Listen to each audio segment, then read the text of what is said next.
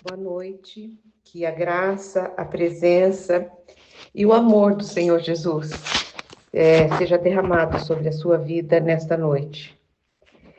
Eu gostaria de ler para vocês hoje o Salmo 22, que fala realmente do amor do Senhor Jesus por você. Queria que você lesse esses versículos do 1 até o 5 comigo, com muita reverência, com muito respeito e com muita gratidão a Jesus Cristo. Vamos começar? Esse salmo, ele começa dizendo, versículo 1, Deus meu, por que me desamparastes? Esse salmo, ele descreve, ele ensina para nós que o bom pastor, Jesus Cristo, estava nesse momento morrendo em nosso lugar, no lugar das suas ovelhas. A primeira parte, né, desse versículo é o grito de angústia, né? Por que me desamparastes? O Senhor que se sacrificou a si mesmo, né? A primeira parte, então, é um grito de angústia. A segunda é um cântico de louvor, porque continua o primeiro versículo, porque me acham longe da minha salvação, as palavras do meu bramido. Aqui o Senhor está questionando ao Pai. E nós vemos que no versículo 2 diz: Deus meu, eu clamo de dia e não me respondes, também de noite, porém não tenho sossego. Nós entendemos que ele está no momento de muita dor, de muito sofrimento, né? Aqui é o grito do Senhor na cruz. Por que o Senhor Pai está me desamparando?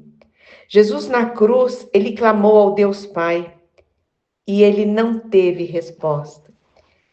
Eu gosto muito de estudar essa palavra, porque muitas vezes nós achamos que Deus não nos responde, que Deus não está nos escutando, não está vendo a nossa necessidade, que nós estamos passando.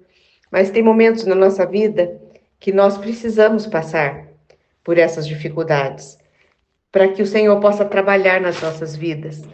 Porque até o seu próprio filho ele não poupou. E Jesus, ali em todo sofrimento, né? A palavra de Deus diz que ele transpirava sangue. Ele questionou ao Senhor. Esse foi o grito mais terrível de Jesus Cristo, quando foi feito pecado em nosso lugar, em nosso favor. Foi justamente ele, Jesus, que não conheceu o pecado, porque ele é Deus, e não precisava sofrer os seus efeitos. Por isso que o peso, o pecado, a dor foi muito grande, porque era o pecado seu, o pecado de toda a humanidade sobre a vida do Filho de Deus. Eu vejo também nesse versículo 2, quando ele diz: Meu Deus, clamo de dia e não me respondes. Aqui o Salvador, Jesus Cristo, estava pendurado na cruz. Ele chamou para seu Pai. Nós chamamos pelo nosso Deus, mas Deus era o Pai do Senhor. E não houve resposta. Você consegue entender isso? O amor de Deus pela sua vida chega ao ponto dele não responder ao Filho amado? Isso ocorreu porque Cristo, ele estava ali tomando o lugar de cada um.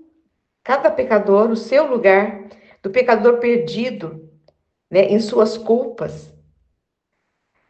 Nós vemos que toda a punição divina, né, foi aplicado, toda a punição divina sobre o pecado humano foi aplicado sobre Jesus. No versículo 3, nós lemos: Contudo, tu és santo, entronizado entre os louvores de Israel. Aqui o Senhor Jesus, como nós, temos momentos de clamor, temos momentos de grito, de angústia, mas temos momentos de consciência plena, né, de que o nosso Deus é santo. No versículo 4, diz: Nossos pais confiaram em ti, confiaram, e o Senhor os livrou. A ti clamaram e se livraram, confiaram em ti e não foram confundidos.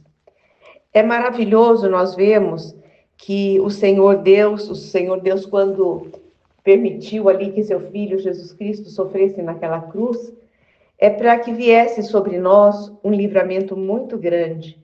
Você sabe qual é o livramento que o Senhor trouxe para a sua vida?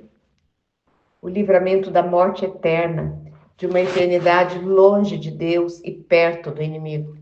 Esse é o maior livramento. E é por isso que o sangue de Jesus foi derramado naquela cruz. É por isso que os nossos pecados sobre a vida dele o fizeram chorar. Tem um versículo continuando aqui, versículo 14.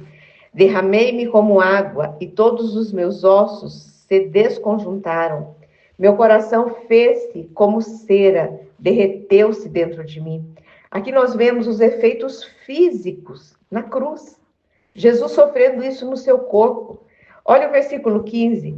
Secou-se o meu vigor como um caco de barro, e a língua se me apegava ao céu da boca. Assim me deitas ao pó da morte, no pó da morte.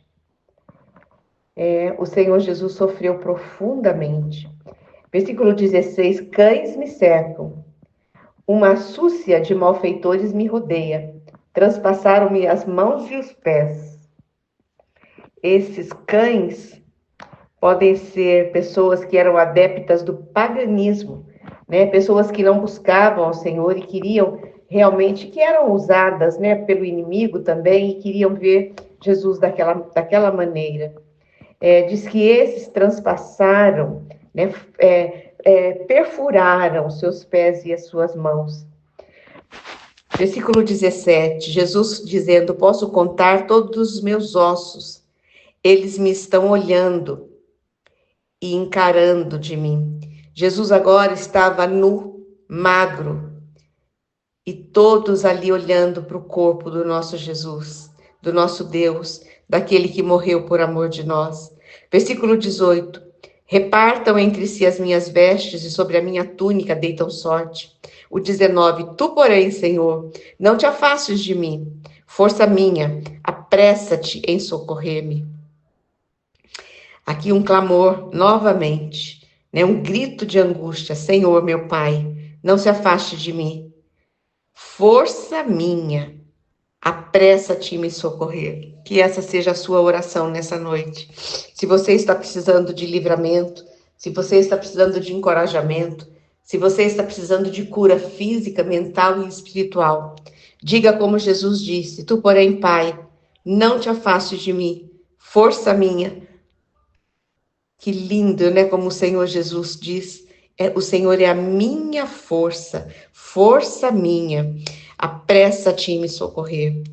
Senhor Deus e Pai, não temos nem palavras para agradecer tudo o que nós estamos revendo nesse momento.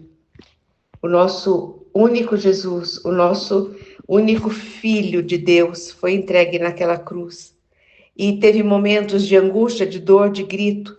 E o Senhor não o tirou dali, porque o teu plano era maior, o teu plano era para que toda a humanidade fosse salva através da sua vida. Por isso, tanto sofrimento.